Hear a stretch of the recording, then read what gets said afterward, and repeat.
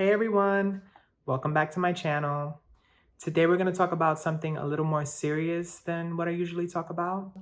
I know by now everybody has probably already heard of the tragedy that happened in Texas at the Astroworld Music Festival hosted by Travis Scott.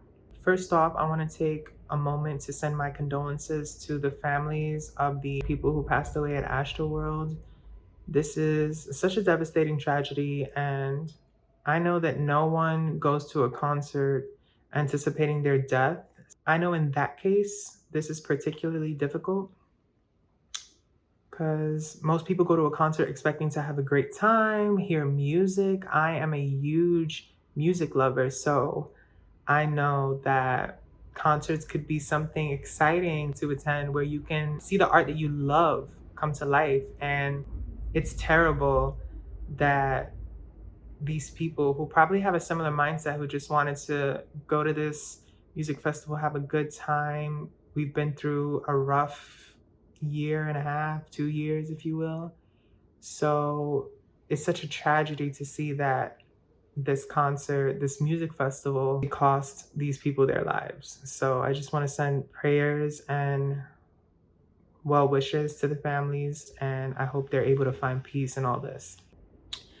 There have been a lot of video footage surfacing of the crowd trying to get people's attention who work there to stop the show or to get help. And I know a lot of people are trying to figure out who's at fault in this situation. And me personally, I don't believe there's one specific person who's at fault. I believe this was the irresponsible doing of a few people. Now, I know a lot of people are saying how they don't believe Travis Scott is at fault. A lot of people are saying they are believe he is at fault. I do agree that he has some type of responsibility. He has some type of blame to this because there have been multiple videos that have surfaced of Travis Scott being recorded on stage, and you can hear the screams of people trying to get help because maybe they couldn't breathe, or maybe because they were hot, or trying to get the attention of a medic. And I think as an artist who sells out massive arenas, sells out massive music festivals, he's used to performing for big crowds. So when you're a type of artist that performs for such big crowds, you have to have the type of intuition to say, even though I'm on stage performing and he wasn't far from the crowd. Whenever there's a concert, the artist isn't far from the crowd. The crowd is right in front, and there were thousands upon thousands of people. When you feel that there's something isn't right, I believe that it is the artist's responsibility to stop the show and, until these people get help, stop the show completely if they feel like people's lives are at risk. So he definitely has some fault there. But I just want to let everybody know this isn't the first time something like this has happened. There has been a long history of music festivals, concerts going wrong. So like I said before, Astroworld isn't the first time that there has been casualties at a music festival slash music concert. There has been a long history of just crazy things happening at music festivals and music concerts. One being Woodstock 99. Now, if you've never heard of Woodstock, it's a popular music festival that originated in the 60s. 1969, I believe, was the first Woodstock. And that alone was a problematic music festival. It was a place where people wanted to come to celebrate peace, love, and sex. I know that 30 years later in Woodstock 99, it was given a similar vibe. It was a place where people could come together to celebrate music, celebrate love. But in 1999, the music scene that this festival was catering to, it was a lot of rock. It was a lot of, angry music, music that will get you riled up, ready to do things, which I don't understand how people could go to those extents to hit people and mosh and go crazy due to music, but I'm not here to judge anyone. So, anyway, Woodstock 99. In the beginning, people were excited about it. This was something that people loved. This was a music festival that people loved. And, in the beginning, things didn't go haywire right away, but it wasn't set up for success, that's for sure. It looked like it was just an easy cash grab for some people. It wasn't well thought out. It wasn't well executed. The security, it almost seemed non-existent. They had these people known as the peacekeepers who were supposed to be kind of like security at the venue, but the way that these crowds were going about their day just being so violent and aggressive, um and a lot of people blamed the bands to who were eliciting this type of behavior. However, you are your own person, and I don't care if Satan himself came down and told you to hit someone or do something to someone. You are your own person, and I don't want to hear that because of music you couldn't control yourself. I don't want to hear that, because these are all, yes, they're young adults, early 20s, 20s to 30s. That was the main demographic at the venue.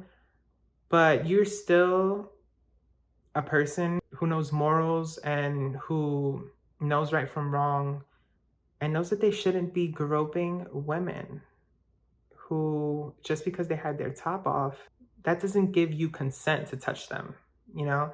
So, yes, there were a lot of topless women at this event, and, they wanted to be comfortable. It was, guys, there's reports that it was so hot at Woodstock 99 that I don't really blame these women for, getting undressed. And of course, some of them will say that they did it because they wanted to be salacious. But whatever the case as to why these women were topless, doesn't give you a reason to grope them, doesn't give you a reason to grab their breasts when they're just trying to have a good time, you know? So that's one. Two, water was being sold at this venue for $4. Keep in mind, this was 1999. So even today, that seems crazy to sell a bottle of water for $4. So it's not surprising that people were dehydrated, that people were passing out from the heat, probably from not having any water. So that's strike two against this Woodstock festival. Three, there were porta potties. These porta potties weren't getting emptied regularly. They were getting full of feces and urine, and eventually this pipe burst, and people bursted the pipe just so they can have some water to drink.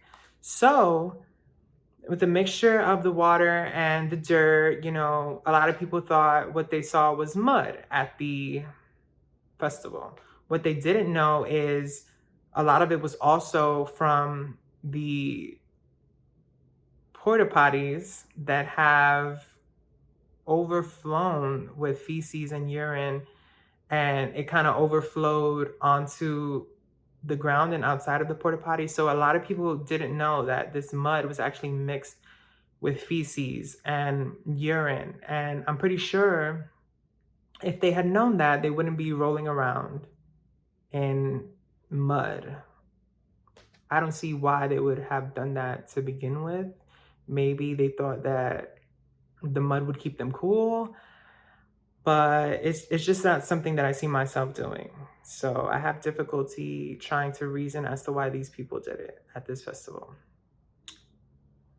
Strike four, a nonprofit who was trying to host some type of vigil at the festival ended up giving out candles to a lot of people at the festival.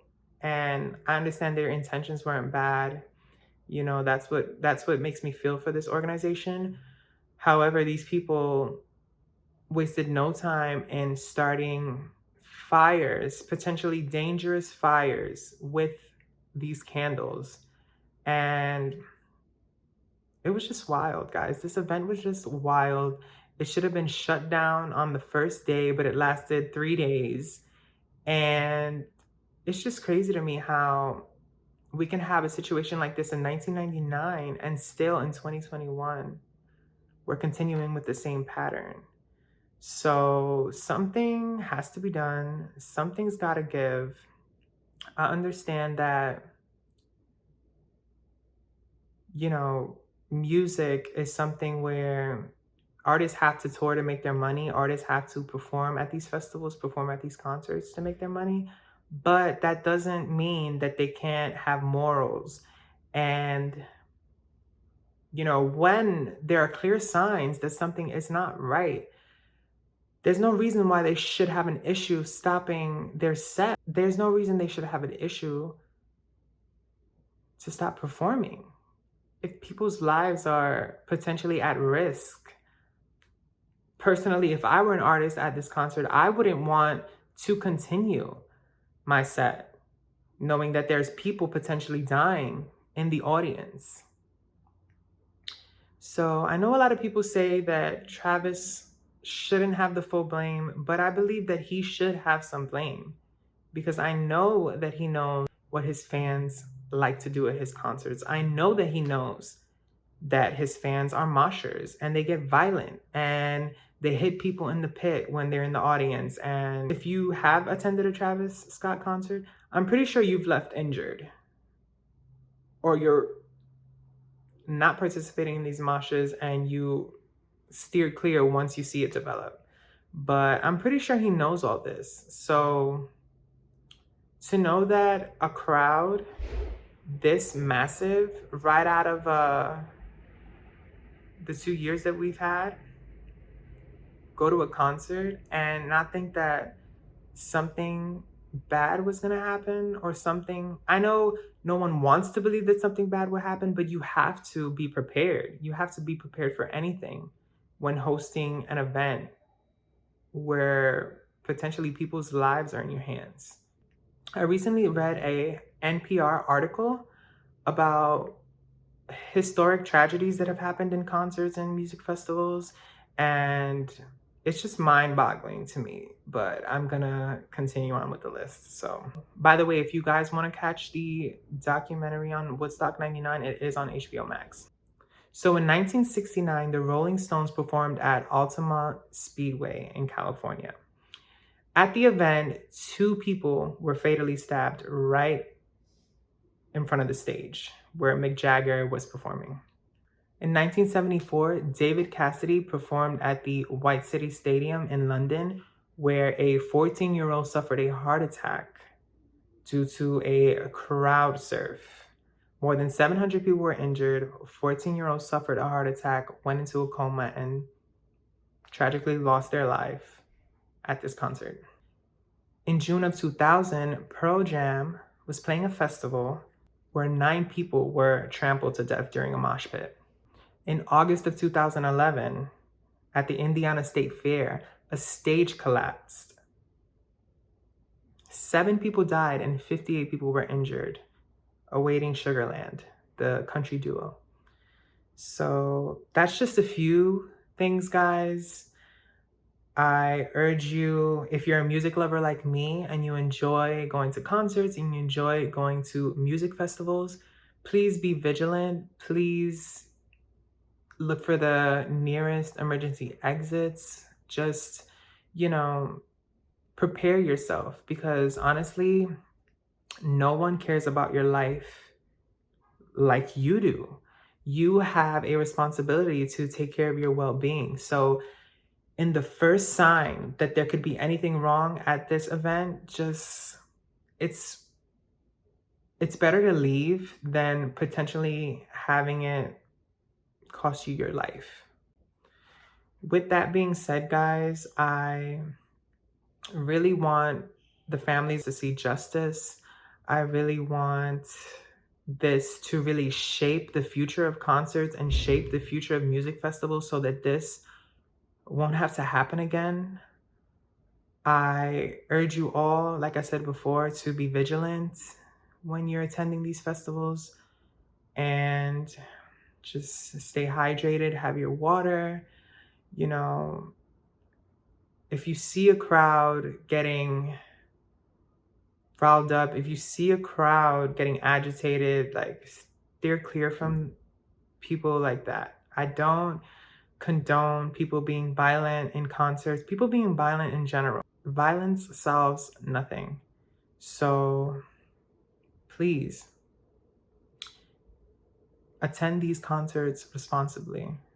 Attend these music festivals responsibly. Attend these events responsibly. If you enjoyed this video, please like, comment, and subscribe to my channel. I'm looking to film new content, so if anyone has any recommendations, please leave them in the comments below. Thank you guys for tuning in, and if you haven't already, please check out my other videos. Thanks, guys. Until the next one.